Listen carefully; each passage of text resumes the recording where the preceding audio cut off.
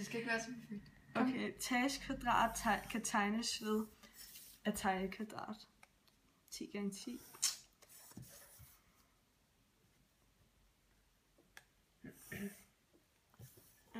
Så tager vi midtpunkterne, som er 5 cm, da vores kvadrat er 10 gange 10.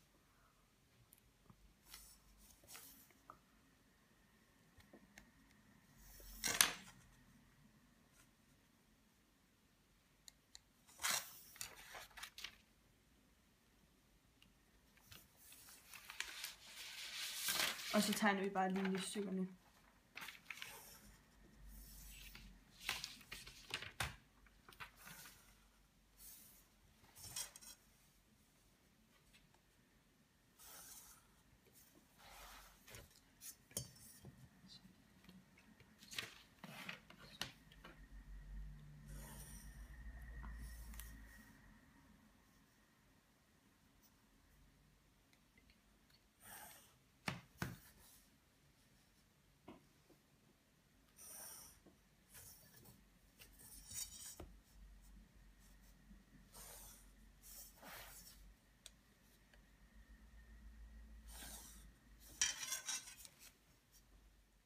Tage Werners påstande. Påstand 1. De 8 længste linjestykker i kvadratet er lige lange. Vi måler et af de 8 længste linjestykker, som er 11,18, hvilket vi også har regnet i GeoGebra, som er lidt mere præcist. Ja. Tage Werners anden påstand er, at der er kongruente og ligedannede figurer i kvadratet, og disse figurers areal kan beregnes. Kongruente, det er, når at figurernes størrelse og form er ens.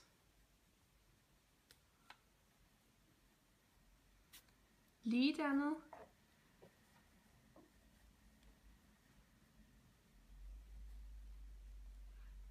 er, når formen er ens, men ikke størrelsen.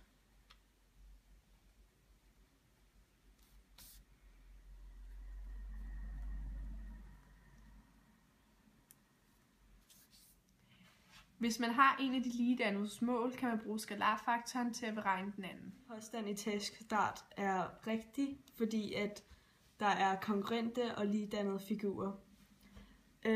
Der er rigtig mange figurer i etagekvadrat, og nogle af dem har vi skrevet her. Og der er antal kongruente megastore ligebenede trekanter, der er 4, og der er antal kongruente store ligebenede trekanter, der er også 4, og antal kongruente megastore retvinklede trekanter, der er også 4, og antal kongruente meget store retvinklede trekanter, der er også 4, og store retvinklede trekanter, der er også 4, og antal kongruente små retvinklede trekanter, der er 8, og antal kongruente meget små retvinklede trekanter, der er også 8, og så der okay, det klipper vi lige fra, ikke også? Nej, kom. Nå. Okay, det klipper vi. Okay. Og så er der antal kongruente små kites, der er også 4, og antal kongruente store kites, der er også 4, og så der er antal kongruente parallelogrammer, der er 4, og antal kongruente små rumper, der er 2, og antal store rumper, der er også 2. Og så er der et stort kvadrat og et lille kvadrat. Så har vi nogle ligedannede figurer, som er de retvinklede er ligedannede med de retvinklede, og kitesene er ligedannede med kitesene, og kvadraterne er ligedannede med kvadraterne, og rumperne er ligedannede med rumperne. Okay, vi skal så bevise, at stadig at påstand 2 er korrekt, da vi også skal kunne beregne arealerne på alle figurerne i etagekvadrat. Så hvis vi nu tager et eksempel på at finde et areal, så tager vi en af de mega store retvinklede trekanter og prøver at beregne arealet af den. Og arealet af en trekant, det er jo lige med højde gange grundlinje divideret med 2. Her er det ligesom en firkant, hvor man har side gange side, men det er bare halvdelen af den. Så har vi så højden til 5, da vi har sagt, at hele den her linje er 10. Og det vil sige, at grundlinjen så er 10. Så vi har A er lige med 5 gange 10 divideret med 2, som er lige med 50 divideret med 2. Og det her er selvfølgelig centimeter. Og derfor, når man ganger det, så bliver det centimeter i 2 kvadratcentimeter.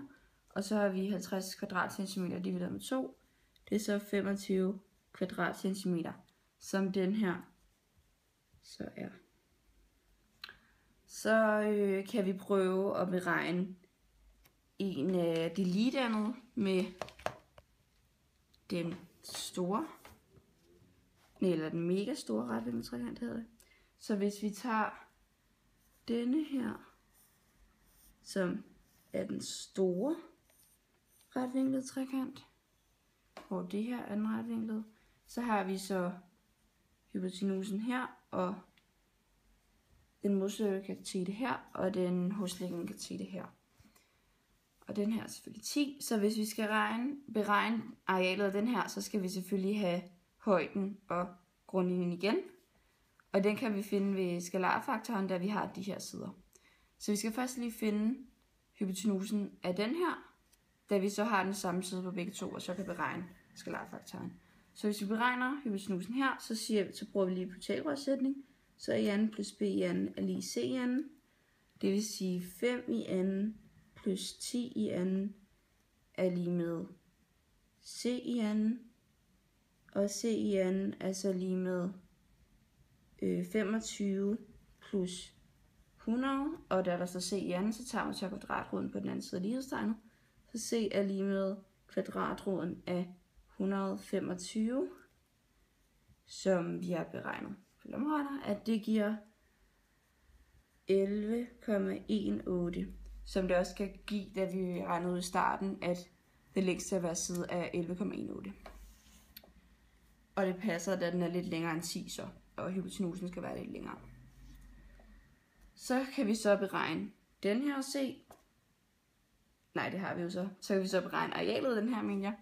Så vi tager skalarfaktoren, som vi så beregner ved at sige 11,18 cm, som er den her, divideret med 10 cm.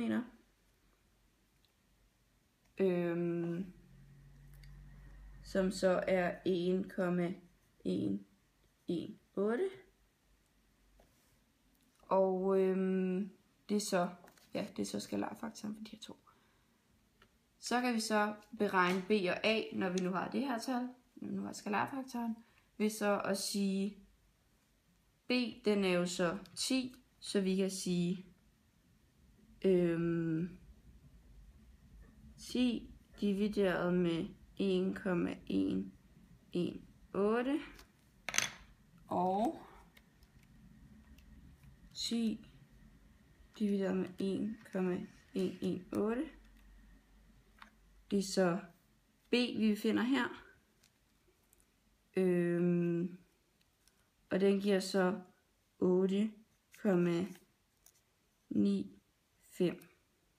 Det vil sige den her 8,95. Hvilket også passer, for så at se stadig lidt længere. Så skal vi så beregne A for at finde højden. Og der gør vi på samme måde. Da vi ved, at A i den mega store retvinklede trekant er 5. Så vi har 5 cm divideret med 1,118, som stadig er skalarfaktoren. Og det giver så 5 divideret med 1,118. Det giver så 4,47 cm. Det er selvfølgelig også centimeter, som så er A. Og nu kan vi så beregne arealet af den her trekant også. Så vi siger, A er stadigvæk lige med højde gange grundlinjen divideret med 2, da det er en trekant. Så vi har A er lige med 4,47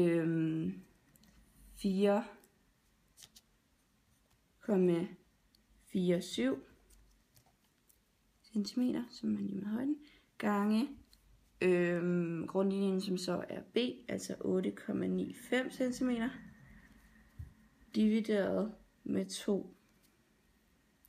Og det giver så